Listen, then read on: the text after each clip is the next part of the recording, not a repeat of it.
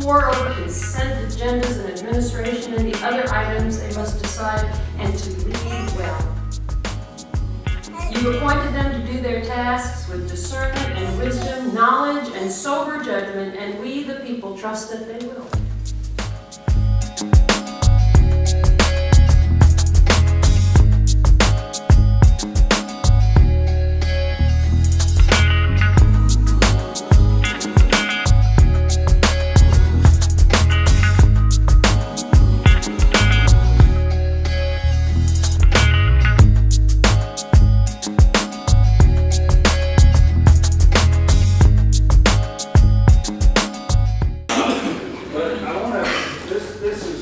There's some things about Melvin Morgan that I just want to share that you can't really put in a resolution. I've known her, and my wife have known her for pretty near half century. Her brother, Jim Stevens, worked with my wife, Mary Lee, at Fort Myers High School back in the days of the first integration. And well, I remember that first day with the police dogs on campus and a lot of frightened black faces who had been bussed into this new atmosphere. And it was a frightening time for everybody, black and white, adults, children, especially the staff at the schools. And this is the atmosphere and the time that Fred and Melvin Morgan came to the Lee County school system. To say it was a challenging time would be a gross understatement. But with all those pressures, this lady showed leadership, showed calm, showed compassion during her entire career. And I can't put all that in the resolution, but it's a great honor that I read this resolution now. Whereas Melvin Morgan was born and raised in Lee County, Florida, and whereas while attending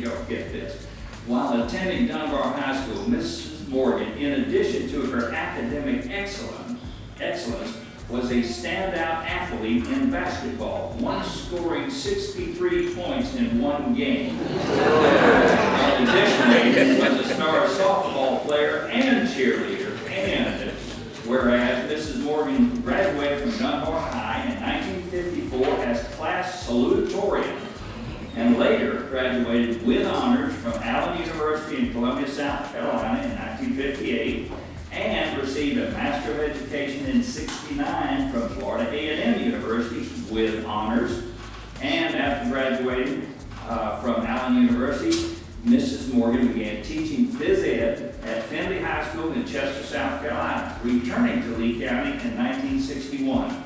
And continuing her teaching career with the Lee County School District. And whereas Mrs. Morgan, through uncountable hours of service to her Mount Olive AME Church, many of whose members are here today, thank you for your attendance, locally, regionally, and globally, demonstrated her love of God and her commitment to the betterment of all mankind.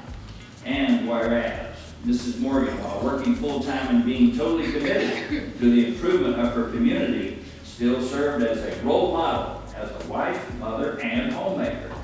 And whereas Mrs. Morgan has received numerous awards and has many accomplishments, including induction into the Lee County School District Athletic Hall of Fame in 2012, and being named by the News Press as one of the 125 most influential citizens in the entire history of Southwest Florida. And whereas Mrs. Morgan has served on the Southwest Florida Community Foundation as trustee and held the positions of Secretary Treasurer and Vice Chair, while serving on various other committees, and we're proud to have John Shepard, who was for many, many years the board chair of the foundation, with us here this morning. And she was a leader in the establishment of the Dunbar Heritage Scholarship. And whereas in September of '83, Florida Governor Bob Grant appointed Melvin Morgan to the Lee County Board of County Commissioners, making her the first and only African American to serve as Lee County Commissioner. Now, therefore, be it resolved that the Board of County Commissioners of Lee County, Florida, does hereby take great pleasure in renaming the Lee County Constitutional Complex to now be known as the Melvin Morgan complex in honor of Mrs. Morgan and to ensure that future generations of Lee County residents will know the name of a woman who exemplified untiring and unselfish service to her community, both at home and worldwide. Signed this 29th day of January, our chairman, Cecil Pendergrass. Melvin, God bless you and thank you for all you have done.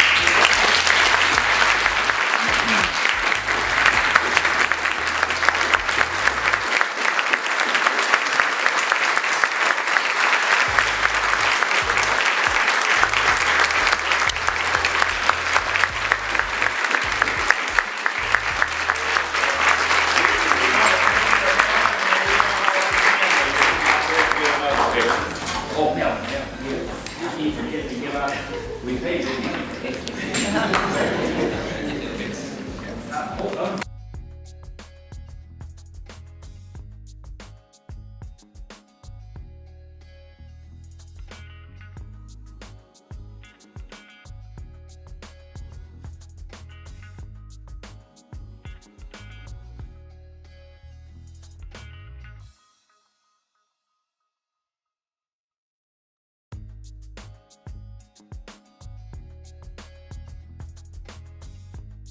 I couldn't believe it. And we had people, I want you to know, who knew all about me before the governor appointed me. They even knew how I paid my bills. And that is the truth. He didn't want to make, governor did not want to make a mistake a second time in choosing people, so he wanted to be sure I was the right person. I didn't know whether I was the right person or not, but I knew I was not going to let anybody down. When my superintendent released me from my school contract to work as a county commissioner, I knew I was going to succeed because God was on my side. Amen. And hard work, I did it. I worked for the county, not for Dunbar, not for any other area. I want you to know that I took the airplane and went up to South, the Captiva, Upper Captiva. They had an erosion problem along with others. I had to see it. You see, I went in as I thought, stupid, dumb. And what I did first, I let the departments know I didn't have the knowledge that I needed in order to succeed. And I asked each department head that I supervised to let me come, and they would talk to me about what I was supervising. They told me they had never ever seen a county commissioner come to their department asking for help. They had never had that happen. And as I understand it, after I left, they continued my practice. They helped me immensely. And I worked hard so that no matter where our people lived, what their needs were, that's what I worked on. They told me what they needed. San Carlos needed a swimming pool. They got it. Down south, flooding. Alva area, oh, flooding. Whatever the need was, God helped me do it. And I'm so grateful for having served. I'm so grateful that I could do the work, and then, believe it or not, after I really learned to like it, they did not re-elect me.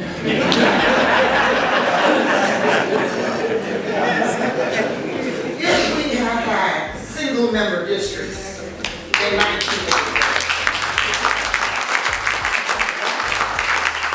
I would have continued my work on the commission just a little bit longer, because the people in my District 5 loved me, voted for me, and I want you to know, I won my district.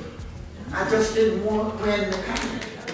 I won my district. Those were the people that I represented because of the seat that I held in what we called at that time District 5. But more important, I talked with the Lord talked back to me. And you know what I felt after I had to give myself an excuse for losing?